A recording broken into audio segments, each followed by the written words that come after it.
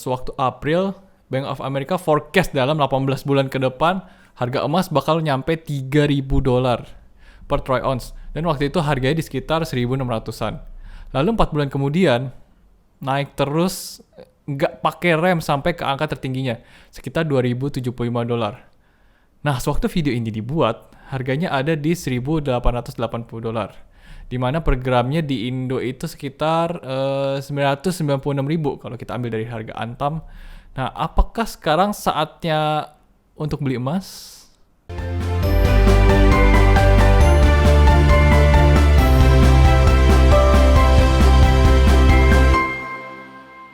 Hai guys, balik lagi ke YouTube channel gue, Eric TJ. Oke, jadi banyak yang tanya gue, sekarang saatnya beli emas atau enggak sih? Oke, jadi langsung kita bahas aja sebenarnya apa sih yang mempengaruhi harga emas. Pertama, kita tuh harus ngerti dulu harga emas itu selalu dibandinginnya sama apa. Nah, biasa kalau kalian dengar di media-media gitu atau media-media internasional itu biasa gitu disebutin kan harganya 1.800, 1.900, 2.000 recently gitu. Nah, itu apakah harganya per Swiss franc kah, per euro kah, per dolar Kanada kah, dolar Aussie kah, atau per rupiah gitu? Kalau misalnya per rupiah sih, waduh jatuhnya sih murah banget ya. Mungkin setiap orang Indonesia tuh bisa punya emas. Nah, harganya itu adalah harga per US dollar. Jadi harga 1.800 itu adalah harga dalam mata uang dolar. Dan satuannya adalah per troy ounce. Buat yang masih bingung per troy ounce itu berapa gram, bisa hitung di sini. Jadi rumusnya gampang aja sih. Jadi harga emasnya itu dikali dengan rate rupiah, lalu dibagi dengan 31,1 karena per troy ounce itu ada 31,1 gram.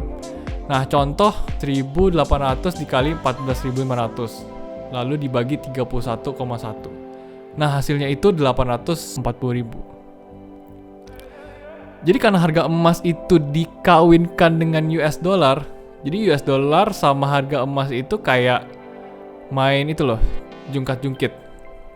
Kalau nilai dolar turun, harga emas naik. Kalau nilai dolarnya naik, harga emasnya turun. Nah, kalian pernah denger nggak yang namanya inflasi? Itu loh yang temennya puding, inflasi.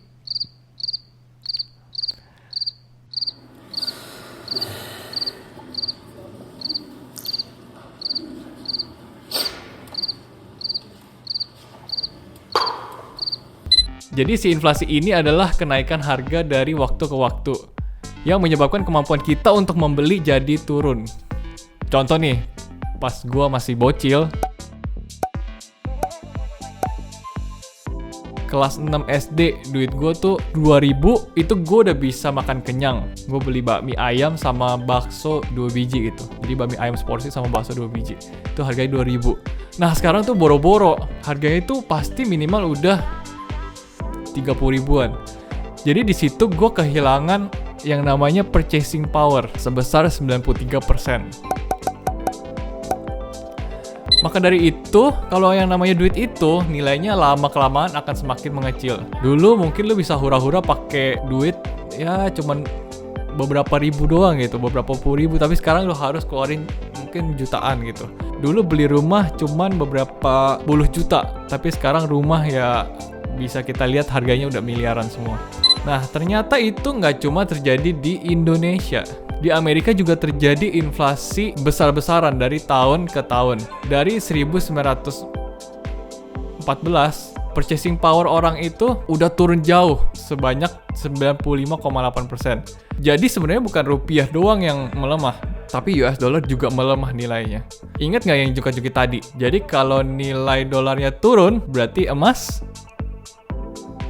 Nah, yang kedua yang perlu kita tahu, nah ini lumayan seru nih. Jadi Warren Buffett, siapa sih yang nggak tahu investor paling sukses di dunia yang sangat tidak suka sama emas. Tapi di tahun ini dia beli sebuah perusahaan tambang emas yang namanya Barrick Gold. Nah, terus banyak banget deh yang ngehujat dia.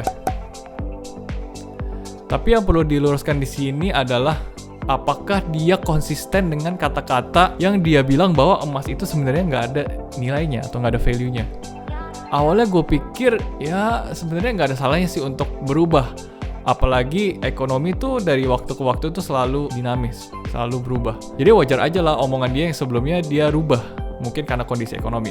Tapi gue perhatiin di sini Warren Buffett tuh punya maksud yang beda. Dia beli saham Barrick Gold ini bukan semata-mata karena emasnya. Emas secara komoditas emang nggak ada value-nya karena dia nggak berguna untuk apapun. Nggak bisa dipakai buat mobil listrik, nggak bisa dipakai buat bangun jalan, nggak bisa dipakai buat handphone juga. Nah, terus sebetulnya apa sih yang ada di pikiran dia? Nah, kalau dari kacamata seorang investor, yang dia lihat adalah dividennya. Jadi dia tahu nih, si Barrick ini bakalan untung banyak dari kenaikan harga emas. Dan tahun depan akan jadi tahun yang cerah. Dia akan bagi dividen yang gede. Karena untungnya di tahun ini tentunya gede, harga emas yang melonjak gila-gilaan. Nah, coba kita ganti. Emasnya kita ganti deh. Si Barrick ini contoh jual botol minum. Terus di tahun 2020 harga botol minum ini naik gede-gedean, naik 50%. Nah, terus perusahaannya selalu konsisten bagi dividen. Ya, bukan dia aja yang mau, gue juga mau beli gitu kan. Nah, kebetulannya si perusahaan ini tuh jual emas. Jadi kalau harga emas asumsi stabil-stabil aja gitu sampai akhir tahun depan, ya udah dividennya tetap gede gitu. Jadi akan jadi good investment untuk beberapa tahun ke depan. Nah, Kak, jadinya bagus nggak nih untuk beli emas sekarang gitu? Emas itu dianggap sebagai safe haven, yang artinya investasi yang aman ketika pasar saham rontok. Kok bisa gitu? Jadi kalau ekonomi lagi susah, central bank itu atau bank sentral itu cenderung mencetak uang atau nurunin suku bunga supaya orang-orang bisa pinjam duit dengan harga yang murah, supaya bisnisnya bisa berjalan. Jadi orang-orang yang nabung nih pada cenderung tarik duitnya dari bank karena sebetulnya bunganya makin kecil. Jadi pertambahan nilai uangnya itu makin kecil. Jadi orang-orang pada cari instrumen investasi lainnya atau bisa aja orang itu buat konsumsi gitu kan. Nah, tapi kalau konsumsi itu orang cenderung agak agak takut karena pemasukan orang itu tuh lagi berkurang pas ekonomi lagi susah. Jadi cenderung buat ya hemat-hemat aja lah ya. Nggak usah hedon-hedon gitu. Nah, karena central bank tadi pada cetak duit, nilai duit tadi jadi makin turun lagi. Ingat, kalau nilai duit turun, harga emas. Jadi sebetulnya nggak ada salahnya untuk beli emas kapanpun. Bahkan kalau bisa nabung emas itu lebih bagus lagi. Karena tiap tahun, tiap 2 tahun, tiap 5 tahun, tiap 10 tahun itu pasti ada krisis di negara bagian manapun. Jadi sebisa mungkin kalau kalian investasi di saham, pastiin 10% portfolio kalian itu ya dibelin emas. Biar kalau ekonomi tiba-tiba collapse atau tiba-tiba makin susah gitu, ada bagian dari portofolio kalian yang turun tapi ada juga yang naik. Oke guys, thank you buat yang udah nonton. Semoga bisa menjadi sedikit insight tentang emas. Nah, jadi untuk kalian sendiri, kalian udah pada mulai investasi emas belum nih?